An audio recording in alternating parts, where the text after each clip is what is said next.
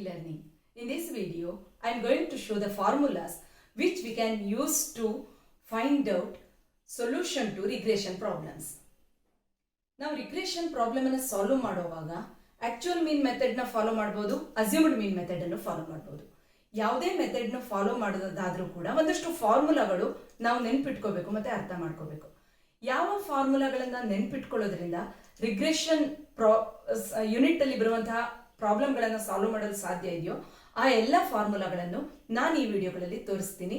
ಮತ್ತೆ ಅದನ್ನ ಹೇಗೆ ನೀವು ನೆನ್ಪಿಟ್ಕೊಳ್ಳೋದು ಸಾಧ್ಯ ಈಸಿಯಾಗಿ ಅನ್ನೋದನ್ನು ಕೂಡ ಹೇಳ್ಕೊಡ್ತೀನಿ. ಮೊದಲಿಗೆ ರಿಗ್ರೆಷನ್ ಅಂತ ಬಂದಾಗ there are 2 variables, x and y ಅಂತ ಇಟ್ಕೊಳ್ಳೋಣ. ಆ 2 ವೇರಿಯೇಬಲ್ ಅನ್ನ ನೀವು ರಿಗ್ರೆಷನ್ ಅಲ್ಲಿ ಮೇನ್ ಆಗಿ ಕ್ಯಾಲ್ಕುಲೇಷನ್ ಮಾಡಬೇಕಾಗಿರೋದು ರಿಗ್ರೆಷನ್ ಈಕ್ವೇಶನ್ಸ್ ಮತ್ತೆ regression coefficients.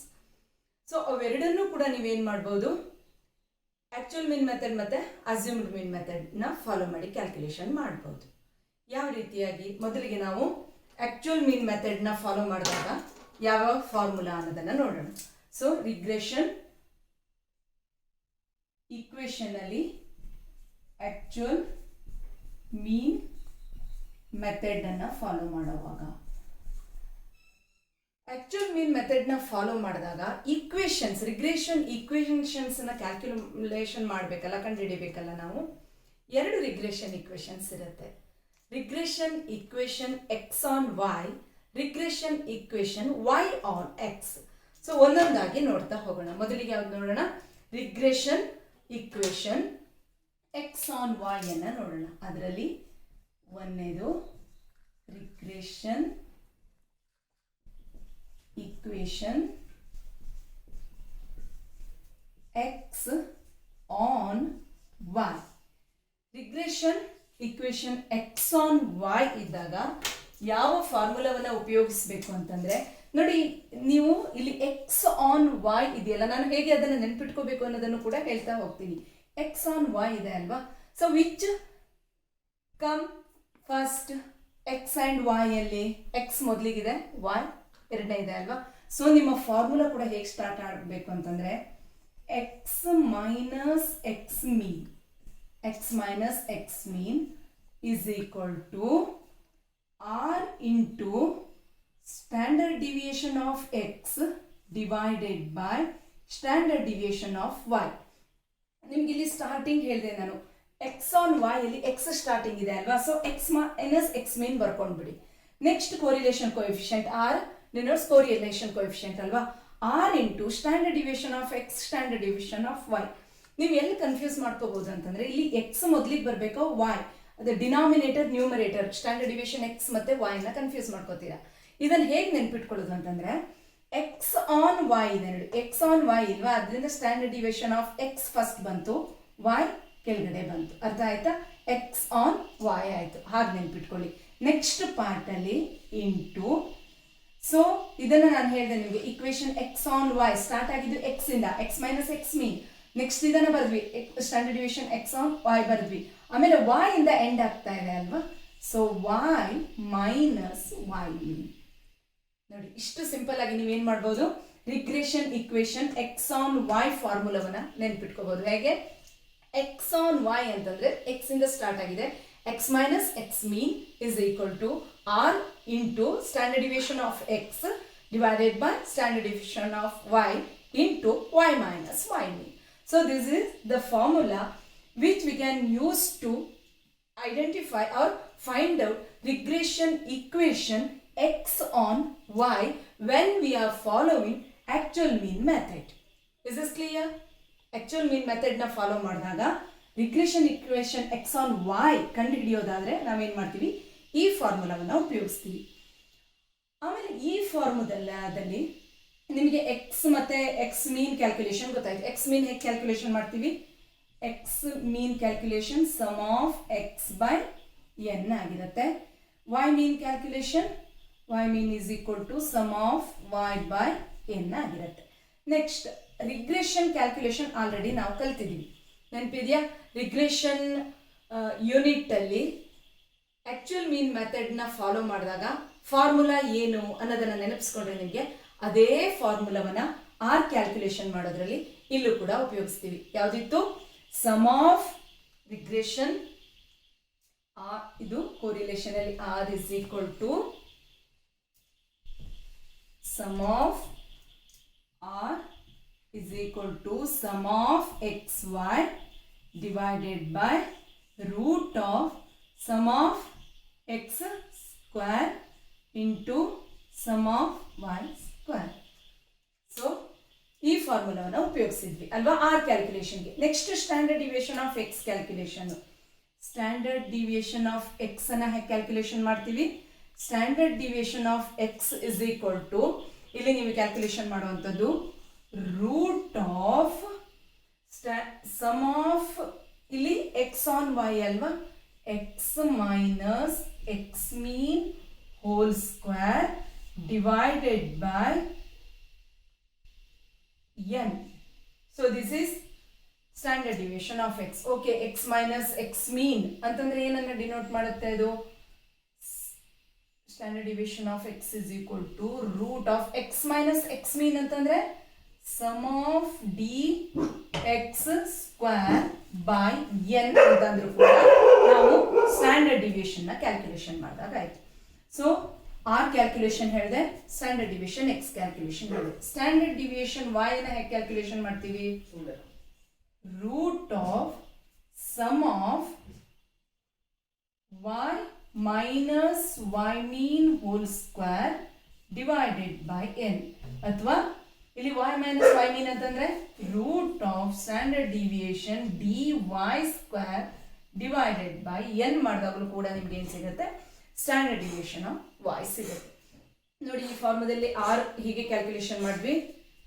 Next standard deviation of x calculation ಆಯಿತು, ಸ್ಟ್ಯಾಂಡರ್ಡ್ ಡಿವಿಯೇಷನ್ ಆಫ್ ವೈ ಆಯಿತು. So r into standard deviation of x divided by standard deviation of y, ಇದನ್ನ ನಾವು ತುಂಬಾ ಸಿಂಪಲ್ ಆಗಿ sum of x y divided by, ಇಲ್ಲಿ x on y ಇದೆ ಅಲ್ವಾ, ಅದಕ್ಕಾಗಿ ಎಕ್ಸ್ ಆನ್ ವೈ ಅಲ್ವಾ, ಸೊ ಸಮ್ ಆಫ್ ವೈ ಅಂತ ಅನ್ಬೋದು, y square, sum of y square. ಈ ರೀತಿಯಾಗಿ ಕೂಡ ನೀವೇನ್ ಮಾಡ್ಬೋದು, ಇಲ್ಲಿ ಈ ಪಾರ್ಟ್ ಅನ್ನ, ಯಾವ ಪಾರ್ಟ್ ಅನ್ನ, r into standard deviation of x into standard deviation of y ಇದೆಯಲ್ಲ, ಇವಿಷ್ಟನ್ನು ನೀವು ಕೋರಿಲೇಷನ್ ಕ್ಯಾಲ್ಕುಲೇಷನ್ ಮಾಡ್ಕೊಳ್ಳೋದು, ಸ್ಟ್ಯಾಂಡರ್ಡ್ ಡಿವಿಯೇಷನ್ ಕ್ಯಾಲ್ಕುಲೇಷನ್ ಮಾಡ್ಕೊಳ್ಳೋದು, ಸ್ಟ್ಯಾಂಡರ್ಡ್ ಡಿವಿಯೇಷನ್ ವೈ ಕ್ಯಾಲ್ಕುಲೇಷನ್ ಮಾಡ್ಕೊಳ್ಳೋದು, ಅವಷ್ಟು ಮಾಡೋ ಬದಲಿಗೆ ಏನು ಮಾಡ್ಬೋದು ನೀವು, sum of x y divided by sum of y square ಅಂತ ಮಾಡಿದ್ರೆ ನಿಮ್ಗೆ ಯಾವ ಸಿಗುತ್ತೆ? R into standard deviation of x, r into standard deviation of x divided by standard deviation of y ಸಿಗುತ್ತೆ. ಸೊ ಅಲ್ಲಿಗೆ ಇಲ್ಲಿ ನೋಡಿ x minus X mean sum of x y divided by sum of y square into y minus Y mean, ಈ ತರ ನೀವು ಮಾಡಿಕೊಂಡ್ರು ಕೂಡ ಯಾವ ಸಿಗತ್ತೆ ನಿಮಗೆ? Regression equation X on y calculation ಆಯಿತು. ಸೊ ಇವಿಷ್ಟು ಇದೆಯಲ್ಲ regression equation X on y actual mean method ಅಲ್ಲಿ. ನೆಕ್ಸ್ಟ್ ಬರುವಂತದ್ದು ಯಾವುದು? Regression equation X on y, ಅದು ವೈ ಆನ್ ಎಕ್ಸ್ ಅಂತ ಚೇಂಜ್ ಮಾಡ್ಕೋಬೇಕು. ಏನ್ ಮಾಡಬೇಕು? ನೆಕ್ಸ್ಟ್ ಬಿದಲ್ಲಿ regression equation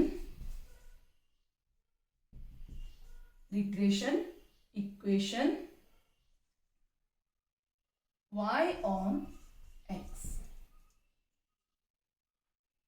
regression equation y on x ಆಯಿತು. y on x ಆದಾಗ ಸ್ಟಾರ್ಟಿಂಗ್ ಯಾವ್ದ್ರಿಂದ ಬಂದಿದೆ? ಇಲ್ಲಿ x on y ಆದಾಗ x ಮೈನಸ್ ಎಕ್ಸ್ ಮೀನ್ ಬಂದಿತ್ತು. ಸೊ ಸ್ಟಾರ್ಟಿಂಗ್ ಹೇಗೆ ಬರುತ್ತೆ equation? y minus y mean is equal to r into, so y on x alva, so standard deviation of y divided by standard deviation x, y on x into and ಯಾವ್ದ್ರಿಂದ ಆಗಿದೆ? x ಇಂದ, x minus x mean. ನೋಡಿ, this is the equation which we can use to calculate regression equation y on x. Okay, so ಇಲ್ಲಿ ಕೂಡ ನೀವು same ಇದೇ ರೀತಿಯಲ್ಲಿ x mean Y ಮೀನ್ಗೆ ಮತ್ತೆ ನಾನು ಬರೆಯೋದು ಬೇಡ, ಸೇಮ್ ಫಾರ್ಮುಲಾನೇ ಉಪಯೋಗಿಸ್ತೀರಾ. ಆರ್ಗೆ ಕೂಡ ಸೇಮ್ ಫಾರ್ಮುಲಾ ಉಪಯೋಗಿಸ್ತೀರಾ. ಇಲ್ಲಿ ಸ್ಟ್ಯಾಂಡರ್ಡ್ ಡಿವಿಯೇಷನ್ ವೈ ಎಕ್ಸ್ಗೂ ಕೂಡ ಸೇಮ್ ಫಾರ್ಮುಲಾನೇ ಉಪಯೋಗಿಸ್ತೀರಾ. ಆದರೆ ಇದನ್ನೇನಾಗುತ್ತೆ, ನೀವು ಫಸ್ಟ್ ವೈ ಬಂತು, next standard deviation of x ಬಂತು, ನೆಕ್ಸ್ಟ್ ಆರ್, ಇಲ್ಲಿ ಈ ಪಾರ್ಟ್ ಇದೆಯಲ್ಲ r into standard division of y divided by standard division of x. ಅಂದರೆ correlation standard division of y, standard division of x ಇವೆಲ್ಲ calculation ಮಾಡೋ ಬದಲು ಏನು ಮಾಡ್ಬೋದು, sum of x y divided by sum of, ಇದು y on x ಅಲ್ವಾ, so ಕೆಳಗಡೆ ನಿಮಗೆ ಎಕ್ಸ್ ಸ್ಕ್ವೇರ್ ಬರುತ್ತೆ. ಆದರೆ ಈ ಈಕ್ವೇಶನ್ ಅಲ್ಲಿ ಅರ್ಥ ಮಾಡ್ಕೊಳ್ಳಿ, ಇದರಲ್ಲಿ ಯಾವುದು ನಾನು ಇಲ್ಲಿ ಹೇಳಿದ್ನಲ್ಲ, ಇದರಲ್ಲಿ x is equal to x minus X mean, y is equal to y minus Y mean. ನಾವು ಅದನ್ನ ಕೋರಿಲೇಷನ್ ಅಲ್ಲಿ ಕಲ್ತಿದ್ವಿ. ಎಕ್ಸ್ ಅಂತಂದ್ರೆ ಇಲ್ಲಿ it is nothing but x minus X mean, y ಅಂತಂದ್ರೆ ವೈ ಮೈನಸ್ ವೈ ಮೀನ್. ಇಲ್ಲಿ sum of y square ಅಂತಂದ್ರೆ ನೀವು y minus Y mean square ಇರುತ್ತೆ. ಆ ರೀತಿಯಾಗಿ ನೋಡಿ, ಇಲ್ಲಿ x y sum of y square divided by ಬಂತು, ಯಾಕಂದ್ರೆ ಎಕ್ಸ್ ಆನ್ ವೈ ಇದು ವೈ ಕೆಳಗಡೆ ಬಂತು. ಇಲ್ಲಿ sum of x y divided by sum of x square ಬಂತು. ಸೊ ಈ ಫಾರ್ಮುಲಾಗಳನ್ನು ನೀವು ನೆನಪಿಟ್ಕೊಂಡ್ರೆ ಯಾವುದನ್ನ ಮಾಡ್ಬೋದು, ಆಕ್ಚುಯಲ್ ಮೀನ್ ಮೆಥಡ್ ಪ್ರಕಾರ ರಿಗ್ರೆಷನ್ ಇಕ್ವೇಶನ್ಗಳನ್ನ, ಎರಡು ಇಕ್ವೇಶನ್ಗಳನ್ನ x on y, y on x ಅನ್ನ ಕ್ಯಾಲ್ಕುಲೇಷನ್ ಮಾಡ್ಬೋದು. ಅದಾದ ಮೇಲೆ ಬರುವಂತ method assumed mean method. So actual mean method clear ಆಯ್ತು ಅಲ್ವಾ. ನೆಕ್ಸ್ಟ್ ಬರುವಂತದ್ದು ಯಾವುದು, assumed mean method. Assumed mean method ಅಲ್ಲಿ ಆಕ್ಚುಯಲ್ ಮೀನ್ಗೆ ಕಂಪೇರ್ ಮಾಡಿದ್ರೆ ಫಾರ್ಮುಲಾ ಸ್ವಲ್ಪ ಲೆಂದಿ ಆಗಿದೆ ಅಸ್ಯೂಮ್ಡ್ ಮೀನ್ ಮೆಥಡ್ ಅಲ್ಲಿ. ಬಟ್ ನೆನ್ಪಿಟ್ಕೊಳ್ಳೋದು ತುಂಬಾ ಸುಲಭ, ಯಾಕೆಂದ್ರೆ ಆಲ್ರೆಡಿ ನೀವು ಕೋರಿಲೇಷನ್ ಕಲ್ತ್ಕೊಂಡಿದ್ದೀರಲ್ಲ, ಅದರ ಬೇಸ್ ಮೇಲೆ ಈ ಫಾರ್ಮುಲಾನ ಈಸಿಯಾಗಿ ನೆನ್ಪಿಟ್ಕೋಬಹುದು. Assumed mean method, assumed mean method ಅಲ್ಲಿ ಫಸ್ಟ್ ಒನ್ ಯಾವುದು, regression equation x on y. x on y ಗೆ ಫಾರ್ಮುಲಾ ನೋಡೋಣ. x on y ಗೆ ಸೊ ಅದೇ ಸೇಮ್ ಮೆಥಡ್ ಅನ್ನು ಫಾಲೋ ಮಾಡ್ತೀವಿ. x ಇಂದ ಸ್ಟಾರ್ಟ್ ಮಾಡ್ತೀವಿ. x minus x mean is equal to x on y ಅಲ್ವಾ. ಇಲ್ಲಿ b x on y ಯಾವ್ದು ಮೊದಲಿದೆ, b x y into y minus Y mean. ಹೇಗಿದೆ, ಎಕ್ಸ್ ಇಂದ ಸ್ಟಾರ್ಟ್ ಆಗುತ್ತೆ. X minus X mean is equal to b x y. ಇಲ್ಲಿ b y x ಮಾಡ್ಕೋಬೇಡಿ, b x y. B x y ಅಂತಂದ್ರೆ regression equation, ಇದು actually regression coefficient. B x y b y x ಇದೆಯಲ್ಲ, regression coefficients ಅಂತೀವಿ. Y minus Y mean ಇಂದ end ಆಗುತ್ತೆ. ಹಾಗಾದ್ರೆ regression equation y on x ಯಾವ್ದಾಗತ್ತೆ, y minus y mean is equal to by x into x minus x mean into x minus x mean ಆಯ್ತು. Next ನಾವಿಲ್ಲಿ ಕಲ್ತ್ಕೋಬೇಕಾಗಿರೋದು by x ಅನ್ನ ಹೇಗೆ calculation ಮಾಡಬೇಕು ಅಂತ ಅಲ್ವಾ. by x ಅನ್ನ ಕ್ಯಾಲ್ಕುಲೇಷನ್ ಮಾಡುವಾಗ ನೀವು ಕರೆಕ್ಟ್ ಆಗಿ ನಾವು ಕೋರಿಲೇಷನ್ ಕೋಎಫಿಷಿಯಂಟ್ ಅಲ್ಲಿ ಒಂದು ಫಾರ್ಮುಲಾ ಉಪಯೋಗಿಸಿದ್ವಿ. ಕೋರಿಲೇಷನ್ ಕೋಎಫಿಷಿಯಂಟ್ ಅಲ್ಲಿ ಯಾಕೆ ಹೇಳ್ತಿದ್ದೀನಿ ಅಂತಂದ್ರೆ ನೆನ್ಪಿಟ್ಕೊಳ್ಳೋಕೆ ಈಸಿ ಆಗಲಿ ಅಂತ. ಓಕೆ, ಯಾವ ಫಾರ್ಮುಲಾನ ಉಪಯೋಗಿಸಿದ್ವಿ ಕೋರಿಲೇಷನ್ ಕೋಎಫಿಷಿಯಂಟ್ಗೆ, r is equal to n sum of d x d y minus sum of d x sum of d y divided by root of n sum of dx square minus sum of dx whole square. Next n sum of dy square minus sum of dy whole square. ಈ ಫಾರ್ಮುಲಾನ ಉಪಯೋಗಿಸಿದ್ವಿ, ನೆನಪಿದೆಯಾ. ನಾನು ಯಾಕೆ ಇದನ್ನು ಹೇಳ್ತಾ ಇದ್ದೀನಿ ಅಂತಂದ್ರೆ, ಇವಾಗ ನೋಡಿ ಡಿ ವೈ ಎಕ್ಸ್ ಕ್ಯಾಲ್ಕುಲೇಷನ್ ತೋರಿಸಿದಾಗ ನಿಮಗೆ ಸಿಂಪಲ್ ಆಗಿ ಹೇಗೆ ನೆನ್ಪಿಟ್ಕೋಬಹುದು ಅನ್ನೋದು ಅರ್ಥ ಆಗುತ್ತೆ. ಕೋರಿಲೇಷನ್ ಆಲ್ರೆಡಿ ನೆನಪಿದೆಯಲ್ಲ, ಅದಕ್ಕಾಗಿ ಹೇಳ್ತಾ ಇರೋದು. ಅದರ ಲಿಂಕ್ ಇಟ್ಕೊಂಡು ನೀವು ನೆನ್ಪಿಟ್ಕೋಬಹುದು. ಹೇಗೆ?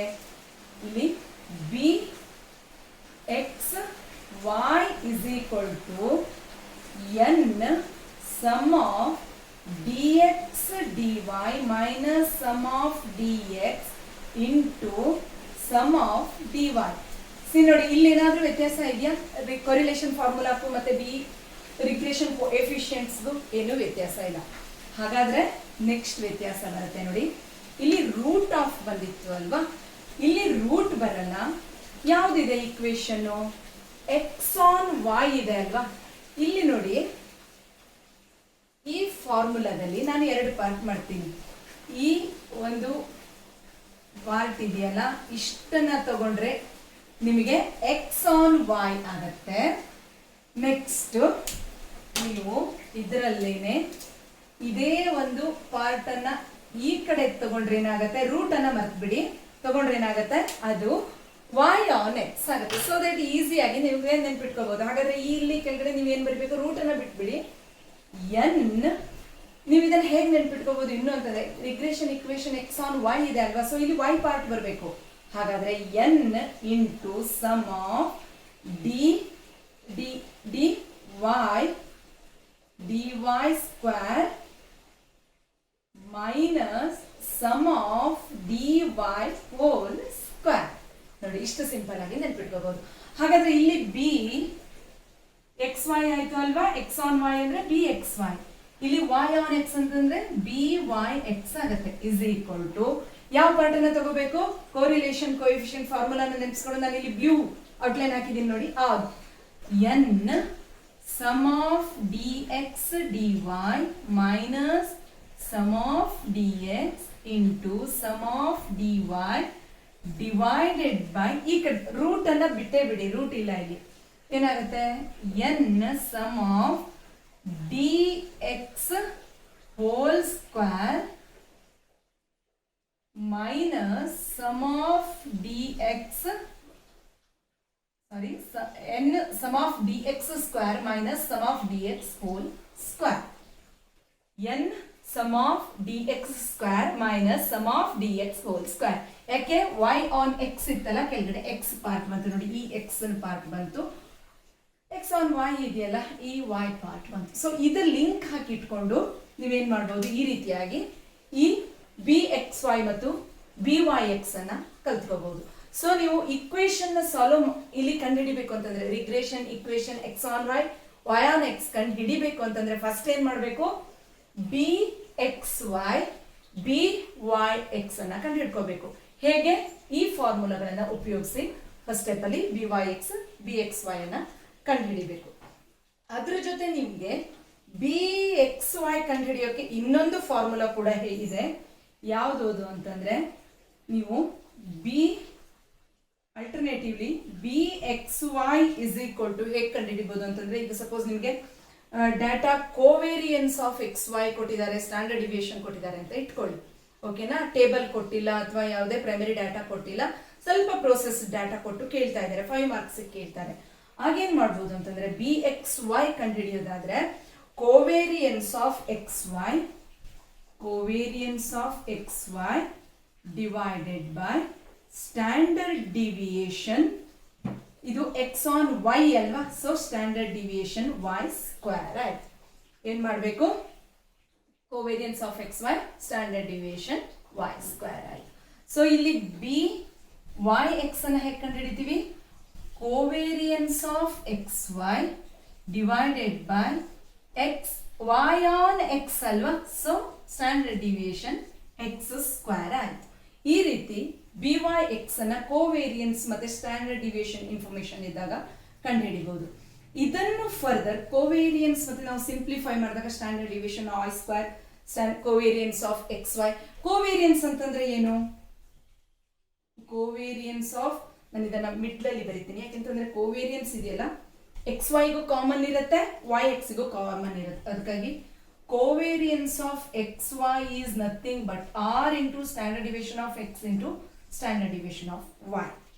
ಓಕೆ, ಕರೆಕ್ಟ್ ಆಗಿ ನೆನ್ಪಿಟ್ಕೊಳ್ಳಿ. ನಿಮಗೆ ಕೋವೇರಿಯನ್ಸ್ ಅನ್ನ ಕಂಡು ಹಿಡಿರಿ ಅಂತ ಇವನ್ ಆಬ್ಜೆಕ್ಟಿವ್ ಟೈಪ್ಗಳು ಕೇಳ್ಬಹುದು. ಯಾವ್ದಾವ್ದನ್ನು ಕೊಟ್ಟು correlation coefficient, standard deviation of X, standard deviation of y ಕೊಟ್ಬಿಟ್ಟು ಕೋವೇರಿಯನ್ಸ್ ಕಂಡುಹಿಡಿಯಿರಿ ಅಂತ ಕೇಳ್ಬೋದು. ಅಥವಾ ಕೋವೇರಿಯನ್ಸು ಮತ್ತೆ ಇದರಲ್ಲಿ ಯಾವ್ದಾದ್ರು ಎರಡು ವ್ಯಾಲ್ಯೂಸ್ ಕೊಟ್ಟು ಇನ್ನೊಂದು ವ್ಯಾಲ್ಯೂ ಕೇಳ್ಬೋದು. ಅದಕ್ಕಾಗಿ ಇದನ್ನು ನೆನ್ಪಿಟ್ಕೊಳ್ಳಿ. Covariance of x y is equal to r into standard deviation of x and standard deviation of y. So ಇದನ್ನು ನಿಮಗೆ ಇನ್ನೂ ಸಿಂಪ್ಲಿಫೈ ಮಾಡ್ಬೋದು. ಹೇಗೆ? Covariance of x y is equal to r into standard deviation of x standard deviation of y divided by standard deviation of y square means standard deviation of y into standard deviation of y. So ಇಲ್ಲಿ standard deviation of y ಒಂದು cancel ಆಯಿತು.